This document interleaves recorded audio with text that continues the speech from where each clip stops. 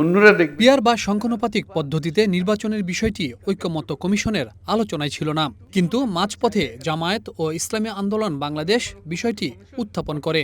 যদিও শুরু থেকেই পিয়ার পদ্ধতির বিষয়ে বিএনপি একমত নয়।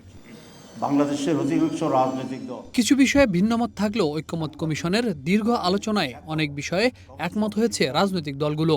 কিন্তু জুলাই সনদের আলোকে আগামী জাতীয় নির্বাচন, পিয়ার পদ্ধতিতে নির্বাচন সহ বেশ কিছু দাবিতে এবার রাজপথে নামার ঘোষণা দিয়েছে জামায়াত সহ বেশ কয়েকটি ইসলামী দল।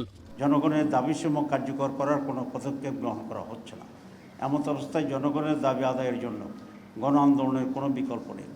তাই জুলাই জাতীয় সনদের ভিত্তিতে আগামী ফেব্রুয়ারিতে অবাধ ও সুষ্ঠু গ্রহণযোগ্য নির্বাচন এবং জনগণের ভোটের প্রতিষ্ঠার মাধ্যমে বাংলাদেশকে একটি ন্যায়ভিত্তিক ও জবাবদিহিমূলক গণতান্ত্রিক রাষ্ট্র গড়ে তোলার লক্ষ্যে বাংলাদেশ জামাত ইসলামের পক্ষ থেকে আজ 15ই সেপ্টেম্বর আন্দোলনের 5 দফা গণদাবি জাতির সামনে তুলে ধরছি। মঙ্গলবার বিকেলে নিজ বাসায় বিএনপির স্থায়ী কমিটির সদস্য সালাউদ্দিন আহমদ সাংবাদিকদের জানান, জুলাই সনদ স্বাক্ষরের অপেক্ষায়। সুতরাং এই মুহূর্তে এটি নিয়ে কেন আন্দোলন, সেই প্রশ্ন তার।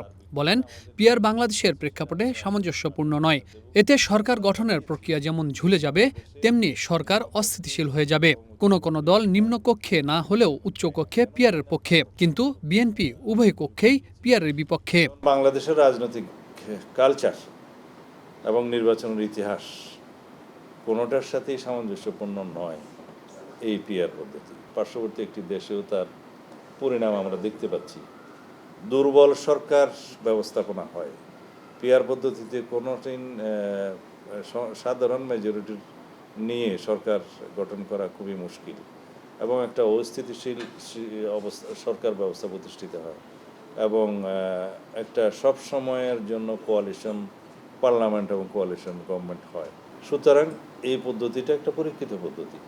তার বাইরে কোনো রাজনৈতিক স্বার্থে, রাজনৈতিকহীন উদ্দেশ্যে অথবা কিছু আসন বেশি প্রাপ্তির উদ্দেশ্যে যদি আমরা একটা অস্থিতিশীল রাষ্ট্র ব্যবস্থা, সরকার ব্যবস্থা, সংসদীয় ব্যবস্থার দিকে যাই, তাহলে এটা আমাদের জাতীয় জীবনের জন্য একটা ভয়ঙ্কর পরিণতি নিয়ে আসবে ভবিষ্যতে। বিএনপির এই নেতা বলেন, নিজেদের সুবিধার জন্য কেউ কেউ রাজনৈতিক দল নিষিদ্ধ চাইতে পারে, তবে বিএনপি কোনো রাজনৈতিক দল নিষিদ্ধ করার বিষয়টি সমর্থন করে না। নির্বাহী আদেশে কোনো দল নিষিদ্ধ হলে সেটি ভয়ঙ্কর চর্চা হবে বলেও তিনি মনে করেন।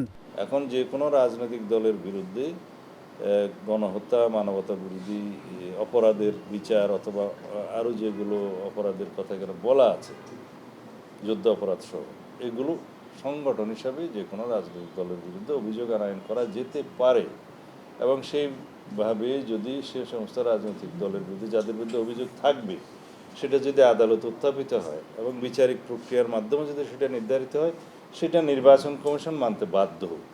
এছাড়া অন্য যে কোনো প্রক্রিয়া নির্বাহী আদেশের মধ্য দিয়ে যদি আমরা রাজনৈতিক দলের নিষিদ্ধ চাই, তাহলে সেটা হবে একটা ভয়ঙ্কর চর্চা।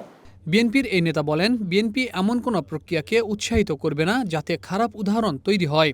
আমরা নীতি ঠিক করেছি যে এমন কোনো প্রক্রিয়াকে আমরা উৎসাহিত করব না, যেমন স্পেশাল কনস্টিটিউশনাল অর্ডার বা এক্সট্রা কনস্টিটিউশনাল অর্ডার যাই হোক, যেই প্রক্রিয়াটা বিদ্যমান সংবিধান বহাল থাকা সত্ত্বেও সেটা আবার অনুমোদিত হবে, তাহলে একটা খারাপ নজির সৃষ্টি হবে।